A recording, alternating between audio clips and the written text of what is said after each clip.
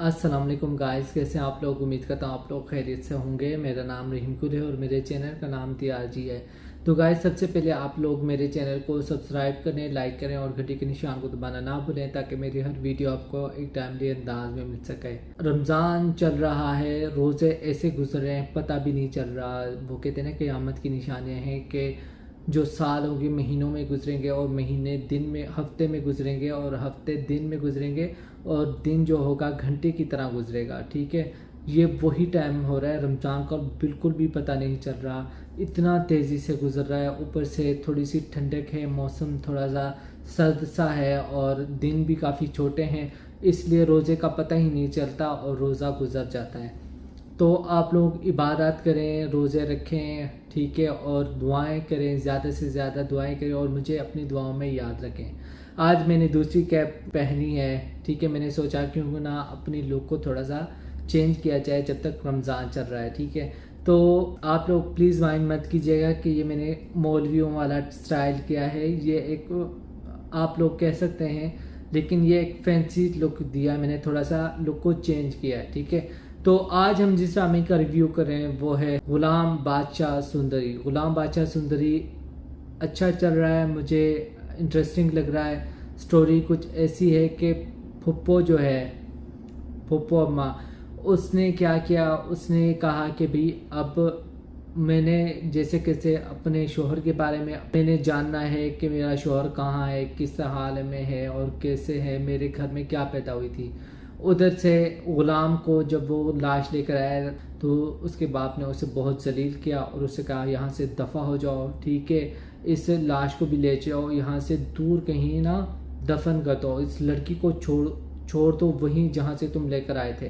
ठीक है, वो बेचारा उन सबको लेकर चला गया है। ठीक है, ऊपर से फुप्पो अम्मा को थोड़ा थोड़ा सा ना फील हो रहा है कि मेरा कोई करीबी शायद कोई बीमार है या कुछ तकलीफ में है, मुझे ऐसा एहसास हो रहा है। ठीक है, लेकिन मुझे ये समझना है कि लाजो अम्मा को क्यों नहीं पता, लाजो अम्मा को क्यों नहीं पता कि जो हाशिम है, ठीक है, वो ही जो हमारी खुर्शीद है उसका शोहर है, उसका पास्ट है। ठीक है, लेकिन खुर्शीद ने क्या किया है, उसने अपने भतीजे को सब बता दिया है, बादशाह को, कि ये हुआ था, उन्होंने किस तरह से लाजो की शादी तुम्हारे बाप से की और उसका बाप तो नशे था, उसने अपनी बेटी को बेच दिया और उसने अपनी माँ से अलग कर दिया। ठीक है, उसके बाद उसने सिर्फ 1 साल के मुआहदे तक उन्होंने उस लड़की को रखना था, जिससे बच्चा हो जाता वो बच्चा वो साहबजान को दे देते और वो उसको तलाक देते और घर से दफ़ा कर देते। ठीक है, लेकिन इस बीच में क्या हुआ कि साहबजान को वो एक्सपेक्ट करने लगी। ठीक है,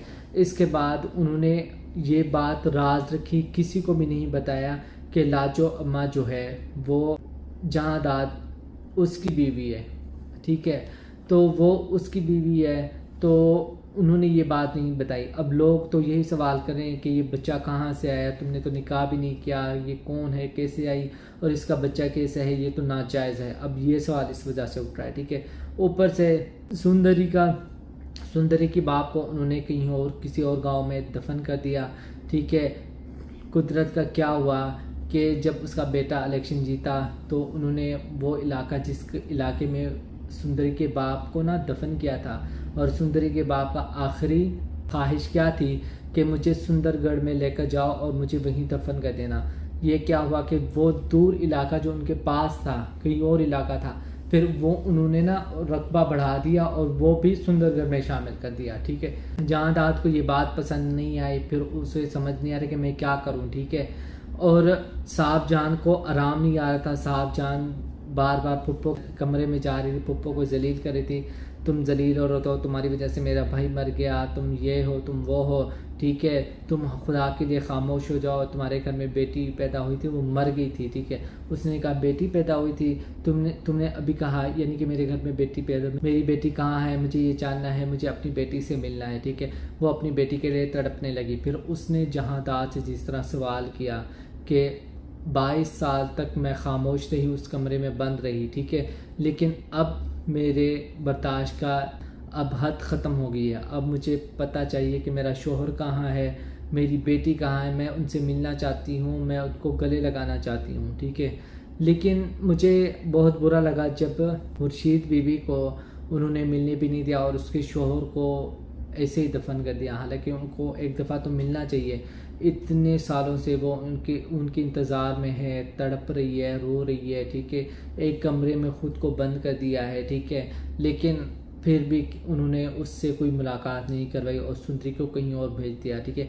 सुंदरी अब वही अपने इलाके गई है। इलाके वालों ने क्या किया, घटिया लोगों ने, ठीक है, उन्होंने घर का सारा सामान उठा लिया, किसी ने फ्रिज लिया, किसी ने फर्नीचर उठा लिया, किसी ने बर्तन उठा लिया, किसी ने जो राशन था वो उठा लिया, कोई चीज़ नहीं छोड़ा, ठीक है। जो उसकी माँ की तस्वीर थी, उस तस्वीर से शायद ग़ुलाम को पता चलता कि ये हमारी फुप्पो की बेटी है, खुर्शीद की बेटी है। लेकिन मुझे ये समझ नहीं आ रहा, जब लाजो की स्टोरी, जब लाजो को ही खुर्शीद के पास्ट का पता नहीं है तो इसको कैसे पता होगा ग़ुलाम को? हालांकि ग़ुलाम ने तो अपनी फुप्पो को देखा भी नहीं होगा, क्योंकि वो 22 साल से एक कमरे में बंद है, ठीक है, ना कोई वहाँ जाता है, ना ही वो कमरे से बाहर निकलती है। तो खुर्शीद बीवी को किसी ने नहीं देखा, तो इसका मतलब है कि ग़ुलाम ने अभी तक अपनी फुप्पो को नहीं देखा, ठीक है। इस हिसाब से अगर हम सोचें तो ग़ुलाम ने अभी अपनी फुप्पो को अभी तक नहीं देखा, ठीक है। लेकिन उन्होंने वो तस्वीर भी गायब करवा दी कि शायद फुप्पो सुंदरी अपनी माँ से जल्दी मिल जाए, शायद उनको कोई क्लू मिल जाए। इन्होंने अपनी वो जो तस्वीर थी वो भी गायब करवा दी, वो कबाड़ियों के हाथ बेच दी, ठीक है। अब ये हो गया है। ऊपर से ग़ुलाम अब उस लड़की के साथ रह रहा है। सुंदरी क्या करी है, ग़ुलाम ये डॉक्टर तो बहुत चाह है, डॉक्टर प्लीज़ मुझे छोड़कर मत जाओ। उसको इतने दिमाग में ये बात नहीं आ रही कि मैं एक जवान जहान मर्द को, एक जवान जहान लड़के को उस घर में रख रही हूँ, तो लोग क्या कहेंगे, लोग तो मेरे बारे में गलत बातें करेंगे, ठीक है।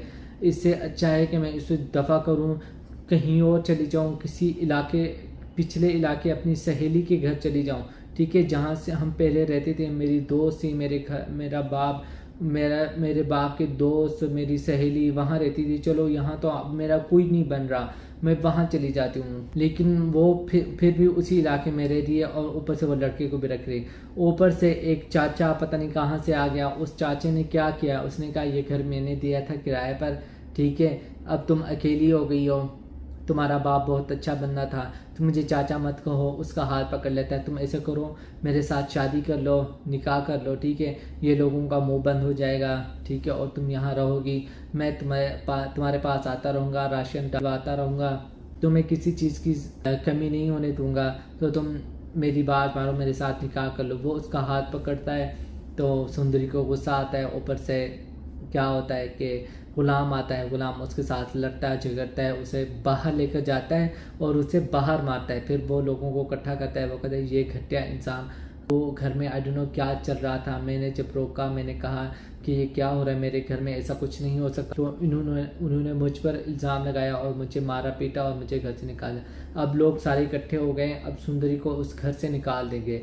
अब क्या होगा, मुझे ऐसा लगता है कि सुंदरी और ग़ुलाम की आपस में ये दोनों निकाह ना कर लें।